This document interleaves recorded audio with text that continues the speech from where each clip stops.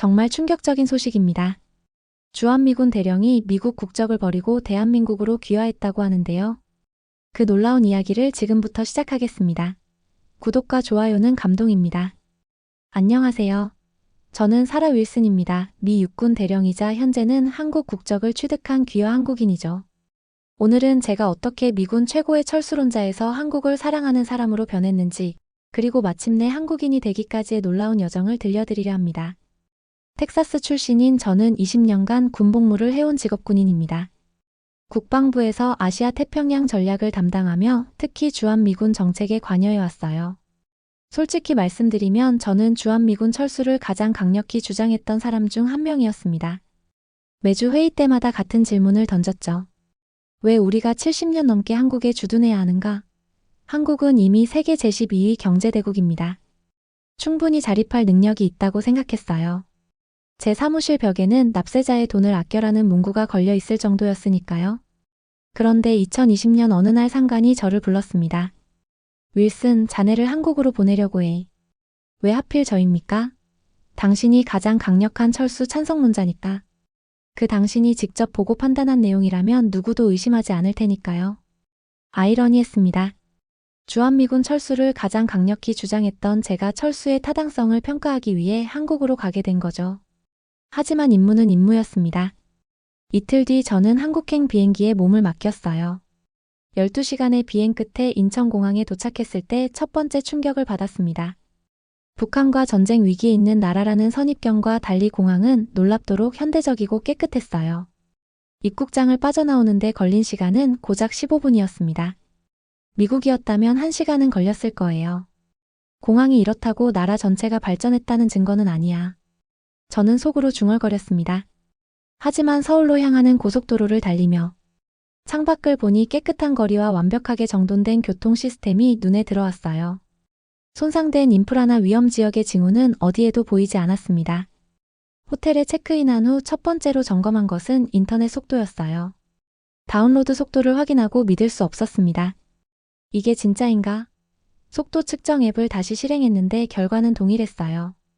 미국에서 경험한 것보다 10배는 빠른 속도였습니다. 첫날 저녁 배가 고파 호텔 직원에게 물었어요. 이 시간에 뭐 좀 먹을 만한 곳 있을까요?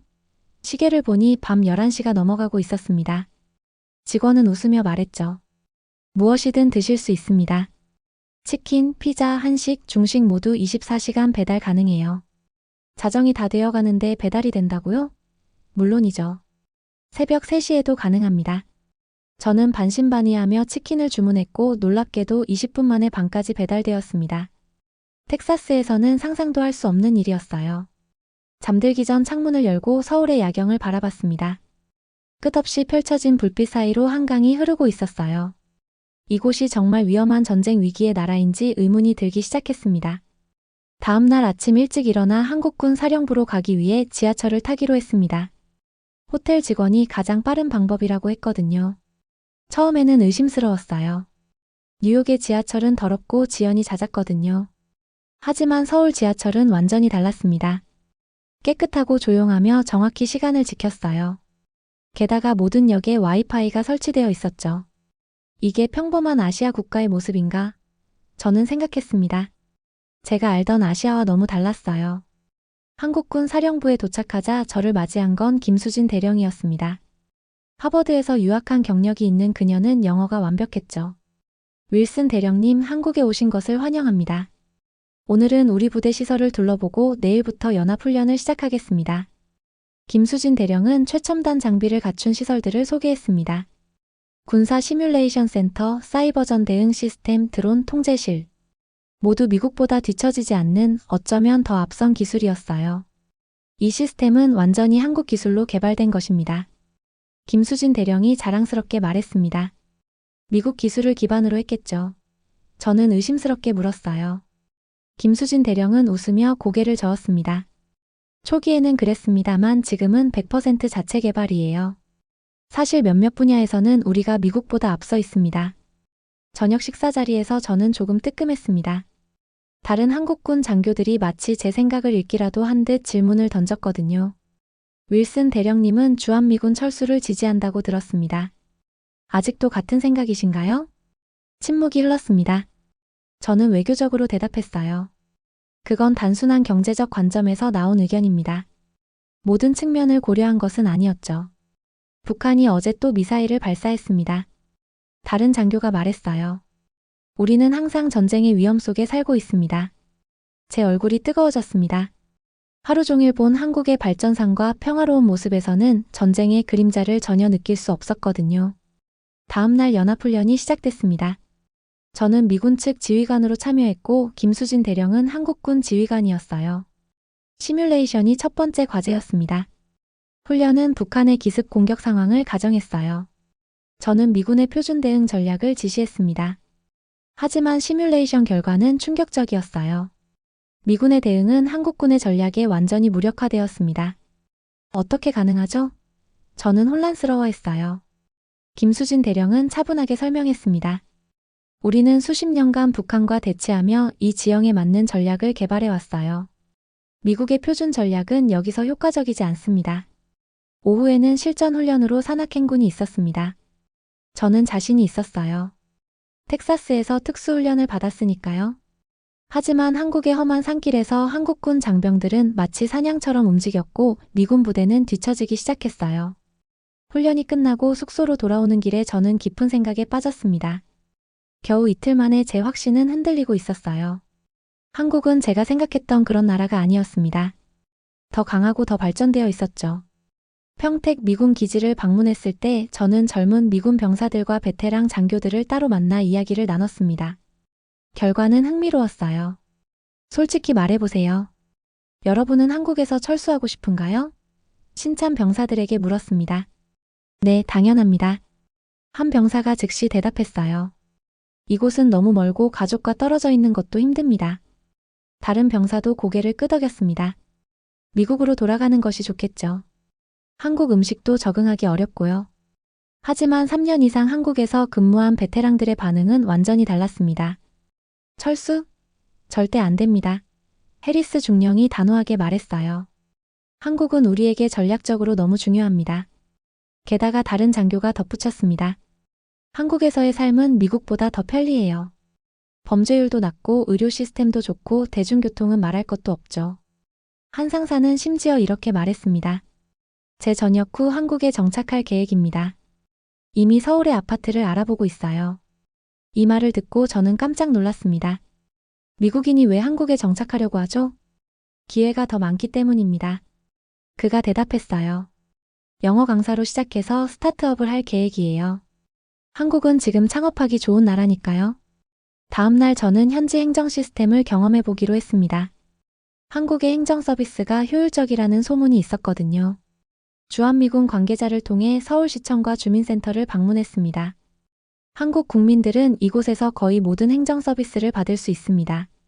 저는 한 시민이 업무를 처리하는 과정을 지켜봤습니다. 그는 키오스크에서 번호표를 뽑고 5분도 채 안 돼서 공무원과 상담을 시작했어요. 15분 후 모든 서류 처리가 완료되었습니다. 워싱턴에서는 이런 일에 한나절이 걸릴 수도 있습니다. 저는 놀랐어요. 점심시간 저는 직접 한국의 배달 앱을 사용해 보기로 했습니다. 몇 번의 터치만으로 점심이 주문되었어요. 이런 효율성이 어떻게 가능한 거죠? 저는 안내원에게 물었습니다. 디지털 인프라 덕분입니다. 그가 대답했어요. 한국은 IT 인프라에 일찍부터 투자했고 정부 서비스도 거의 다 디지털화되어 있습니다. 저녁에는 강남 지역의 스타트업 센터를 방문했습니다. 활기찬 젊은이들이 다양한 기술 프로젝트에 몰두하고 있었어요. 놀랍게도 그 중에는 미국인들도 여럿 있었습니다. 한국이 실리콘밸리보다 좋은 점이 뭐죠? 한 미국인 창업자에게 물었습니다. 속도입니다. 그가 미소 지으며 말했어요. 한국은 모든 것이 빠르게 움직여요. 의사결정, 제품 출시, 소비자 반응. 미국에서 6개월 걸릴 일이 여기선 한 달이면 됩니다. 호텔로 돌아오는 길에 저는 생각했습니다. 이것이 미군 베테랑들이 한국을 떠나지 않으려는 이유일까요? 그들은 미국보다 더 효율적이고 편리한 시스템에 이미 적응한 것일까요? 한국에서의 마지막 주 저는 용산 전쟁기념관을 방문했습니다. 한국전쟁 전시관에서 미군과 한국군이 함께 싸운 역사를 보며 생각에 잠겼어요. 수많은 미군이 이 나라를 위해 목숨을 바쳤는데 우리는 이제 그냥 떠나버릴 건가요?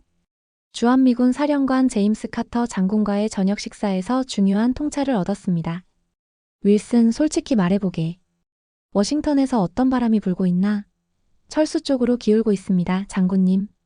카터 장군은 깊은 한숨을 내쉬었습니다. 알고 있네. 하지만 그건 큰 실수가 될 거야. 왜 그렇게 생각하십니까? 자네가 여기서 본 것처럼 한국은 더 이상 우리의 도움이 필요한 약한 나라가 아니야. 오히려 우리가 한국의 도움이 필요한 상황이 됐어.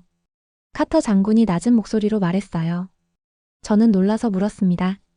미국이 한국의 도움이 필요하다고요? 그렇네. 중국과의 경쟁에서 한국은 핵심 파트너야. 반도체, 배터리 기술. 미국이 중국과 경쟁하려면 한국이 필요해. 그리고 이건 군사적 문제만이 아니라 경제적, 기술적 문제이기도 하지. 카터 장군은 와인을 한 모금 마시고 계속했습니다. 게다가 한국의 주둔함으로써 우리는 아시아 전체의 영향력을 유지할 수 있어. 이걸 포기하는 건 러시아와 중국에 큰 선물을 주는 거나 다름없지. 저녁 식사 후 호텔로 돌아오는 길에 저는 서울의 번화가를 걸었습니다. 어디를 가든 미국 브랜드가 보였어요. 스타벅스, 맥도널드, 애플, 나이키. 한국은 분명 미국 문화와 경제의 영향력 아래 있었습니다. 하지만 동시에 삼성, 현대, LG 같은 한국 브랜드들도 세계 무대에서 활약하고 있었죠. 이건 일방적인 관계가 아니야. 저는 중얼거렸습니다. 우리가 한국을 보호하는 게 아니라 서로가 서로를 지탱하고 있어. 한국에서의 마지막 날 김수진 대령이 저를 다시 만나자고 했습니다. 그녀는 이미 철수 논의 소식을 들은 상태였어요. 윌슨 대령님, 미국이 정말 철수를 고려하고 있나요? 아직 최종 결정은 아닙니다. 저는 말했어요. 의회에서 논의가 있을 겁니다. 그리고 많은 미군들이 반대하고 있어요. 김수진 대령은 쓴웃음을 지었습니다. 흥미롭군요. 예전에는 미군들이 한국에서 빨리 떠나고 싶어 했는데 이제는 남고 싶어 한다니. 세상이 변했습니다, 대령님. 한국도 변했고 미국도 변했어요. 미국으로 돌아온 저는 워싱턴 국방부에서 한국 방문 결과를 공식 브리핑했습니다. 고위 장성들과 국방부 관료들로 가득했어요.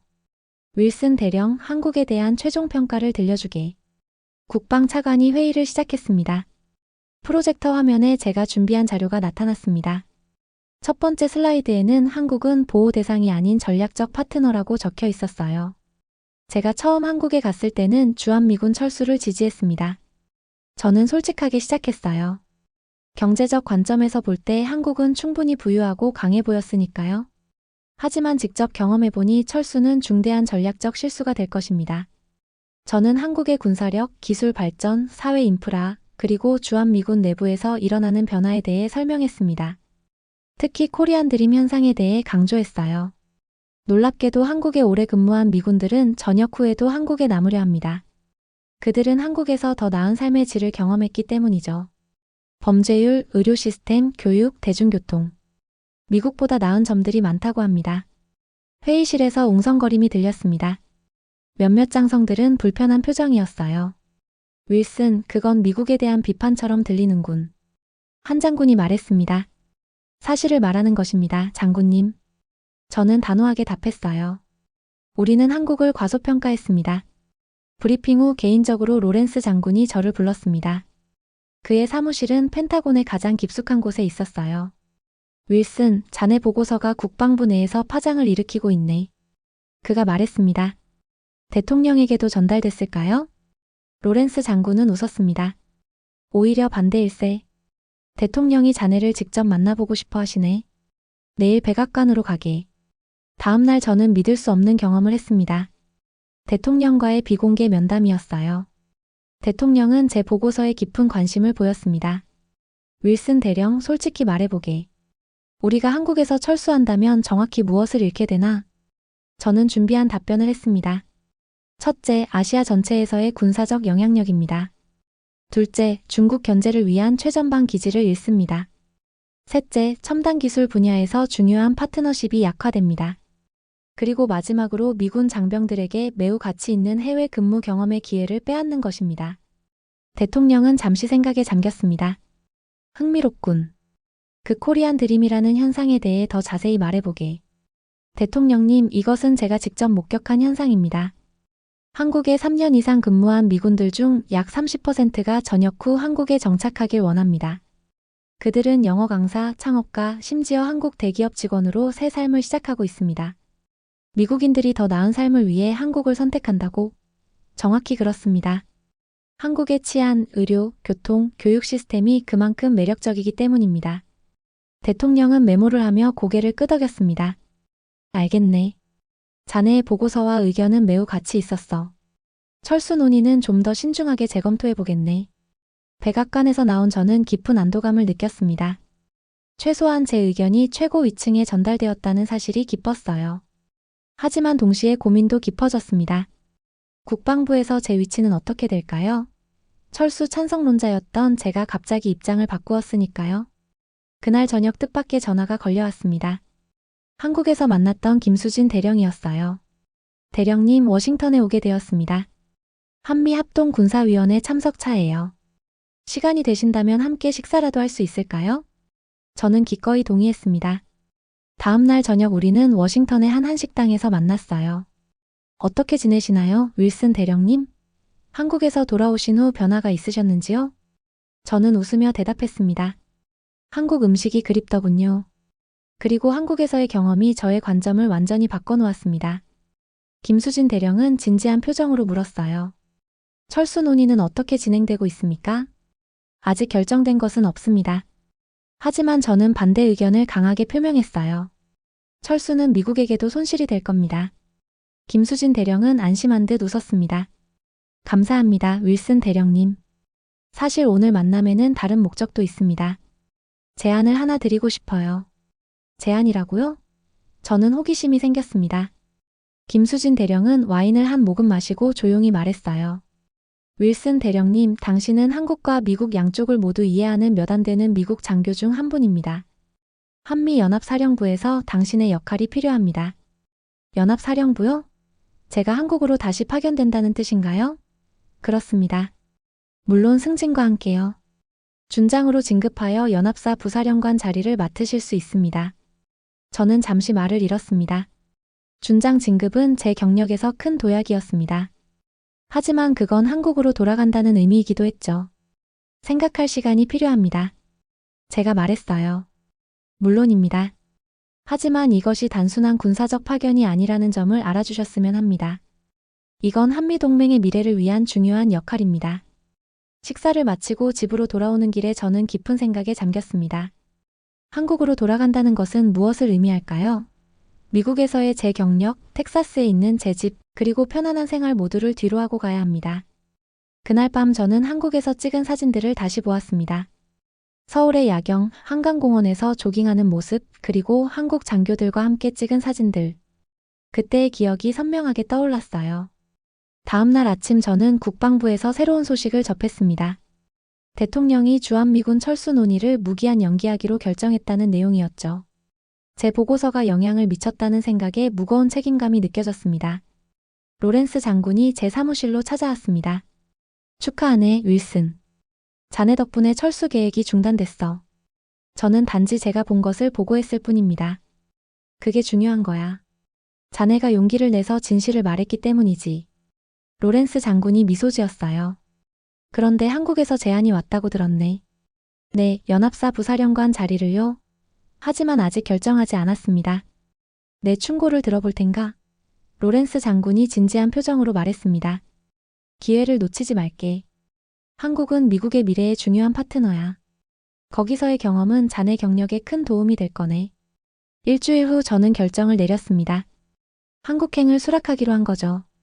준장 진급 명령서에 서명하며 저는 새로운 여정의 시작을 실감했어요. 출발 전날 밤 텍사스 고향집에서 마지막 밤을 보내며 창밖을 바라봤습니다. 넓은 들판과 서부의 별이 빛나는 하늘. 제가 자라고 사랑했던 곳이었죠. 하지만 이상하게도 서울의 빽빽한 고층 건물들과 한강의 야경이 더 그리워졌습니다. 이게 코리안 드림인가? 저는 중얼거렸어요. 미국인이 더 나은 삶을 위해 한국을 선택하는 현상. 한국으로 돌아가는 비행기 안에서 저는 준비해온 계획들을 검토했습니다. 한미연합훈련 강화, 기술협력 확대, 문화교류 증진. 이제 제 목표는 단순히 군사적인 것을 넘어 두 나라의 관계를 더 깊게 만드는 것이었어요. 인천공항에 도착했을 때 김수진 준장이 마중 나와 있었습니다. 이제는 김수진 준장이 되어 있었죠. 윌슨 장군님 다시 한국에 오신 것을 환영합니다. 그녀가 웃으며 말했어요. 돌아오니 좋군요, 김 장군. 저도 웃으며 대답했습니다.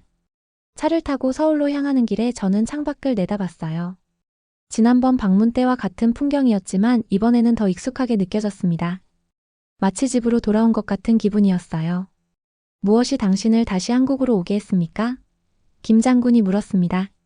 저는 잠시 생각하다 답했어요. 미래입니다. 한국에서 저는 미국의 미래를 보았습니다. 효율성, 안전, 기술 혁신. 우리가 배워야 할 것들이 많죠. 흥미롭군요. 우리는 수십 년간 미국에서 배웠는데 이제는 역할이 바뀌고 있다고요? 그렇습니다. 세상은 변했어요. 이제는 서로에게 배우는 관계가 되어야 합니다. 연합사령부에서 첫날 저는 공식적으로 부사령관으로 취임했습니다. 미국과 한국의 장교들이 함께 모인 자리에서 짧은 연설을 했어요. 오늘 저는 두 나라의 다리가 되겠다는 약속을 드립니다. 과거 우리는 한국을 지켜준다는 생각을 가졌습니다. 하지만 이제는 서로가 서로를 지키는 동등한 파트너가 되었습니다. 저는 그 파트너십을 더욱 강화하기 위해 최선을 다하겠습니다. 취임 후 몇 개월 동안 저는 한국 사회에 더 깊이 스며들었습니다. 한국어 수업을 듣기 시작했고 주말에는 한국의 지방 도시들을 여행했어요. 부산의 해변, 경주의 역사 유적지, 제주도의 아름다운 자연. 저는 한국의 다양한 모습에 매료되었습니다. 한국에서의 새로운 삶은 저에게 많은 변화를 가져왔어요. 텍사스의 넓은 집 대신 서울 한복판의 아파트에 살게 되었고 자동차 대신 지하철을 이용했습니다. 처음에는 적응이 어려웠지만 점점 그 편리함에 익숙해졌어요. 어느 날 저는 김수진 준장에게 특별한 제안을 했습니다. 주한미군 장병들을 위한 한국 문화 적응 프로그램을 만들면 어떨까요? 많은 미군들이 한국 생활에 적응하지 못해 고국으로 돌아가길 원하잖아요. 김수진 준장은 즉시 동의했습니다. 좋은 생각입니다. 언어 교육부터 문화체험까지 포괄적인 프로그램을 만들 수 있겠군요. 그렇게 브릿지 프로그램이 시작되었습니다. 주한미군 장병들에게 한국어 교육, 문화체험, 심지어 취업 지원까지 제공하는 프로그램이었어요. 처음에는 소수만 참여했지만 곧 인기가 폭발적으로 늘어났습니다. 프로그램의 성공은 워싱턴까지 알려졌어요. 국방부에서 공식 지원을 결정했고 다른 해외 주둔 미군 기지에서도 비슷한 프로그램을 도입하기 시작했습니다. 한국 생활 1년 차 저는 제 인생에서 중요한 결정을 내려야 했습니다. 군 복무 25년을 마치고 은퇴할 시기가 다가온 것이죠. 보통 미국 장교들은 은퇴 후 워싱턴의 컨설팅 회사나 군수산업체에 취직합니다. 저에게도 여러 제안이 들어왔어요. 하지만 제 마음은 이미 다른 곳을 향하고 있었습니다. 한국에 남아 새로운 삶을 시작하고 싶었어요. 많은 고민 끝에 저는 은퇴 후 한국에 정착하기로 결정했습니다. 은퇴식 날 서울에서 열린 작은 행사에 미국과 한국의 동료들이 모였습니다. 저는 마지막 군복을 입고 연설했어요. 군 생활을 마치며 저는 새로운 인생을 시작합니다. 놀랍게도 그 새로운 인생은 한국에서 이어질 것입니다. 제가 처음 이곳에 왔을 때는 짧은 출장이라고 생각했습니다. 하지만 이제는 제 두 번째 고향이 되었어요. 은퇴 후 저는 서울 외곽에 작은 집을 구입했습니다. 텍사스보다 훨씬 작았지만 한강이 내려다 보이는 전망이 있었어요. 그리고 곧 한국의 대형 방위산 업체에서 국제협력자문위원 자리를 제안받았습니다. 우리는 윌슨 씨의 경험이 필요합니다. 회사 대표가 말했어요. 미국과 한국의 방위산업 협력을 강화하는 데 도움을 주실 수 있을 것 같습니다. 저는 기꺼이 수락했습니다. 이것은 군 생활에서 쌓은 경험을 활용하면서도 양국 관계에 계속 기여할 수 있는 기회였으니까요. 하지만 가장 중요한 결정이 남아 있었습니다. 한국 국적 취득이었어요. 한국에서의 삶이 점점 깊어지면서 저는 진정한 한국인이 되고 싶다는 생각이 들었습니다. 한국 영주권을 취득한 지 5년이 지난 후 저는 마침내 귀화 신청을 하기로 결심했어요. 귀화 신청 과정은 생각보다 복잡했습니다. 한국어 능력 시험, 한국사 시험, 면접까지. 하지만 한국에서 쌓은 경험과 언어 실력 덕분에 무사히 통과할 수 있었어요. 귀화 허가서를 받던 날 저는 눈물이 났습니다. 이제 정말로 한국인이 된 것이죠. 어느 주말 저녁 저는 한강공원에서 조깅을 하다 잠시 멈춰 서울의 야경을 바라봤습니다. 강 건너편으로 빛나는 고층 건물들과 반짝이는 한강의 물결. 이 풍경이 이제는 너무나 친숙해졌어요. 옆 벤치에 앉아있던 노인이 저에게 말을 걸었습니다. 외국인이시네요. 네, 미국에서 왔습니다. 저는 서툰 한국어로 대답했어요. 관광객인가요? 저는 미소 지으며 고개를 저었습니다. 아니요, 이제 이곳이 제 집입니다. 노인은 호기심 어린 눈으로 물었어요. 미국 사람이 왜 한국에 살게 되었나요? 저는 잠시 생각하다 답했습니다. 미국에 없는 것을 여기서 찾았기 때문입니다. 안전, 편리함, 그리고 저는 서울의 야경을 가리키며 말했어요. 이런 아름다움이요. 노인은 웃으며 고개를 끄덕였습니다. 재미있군요.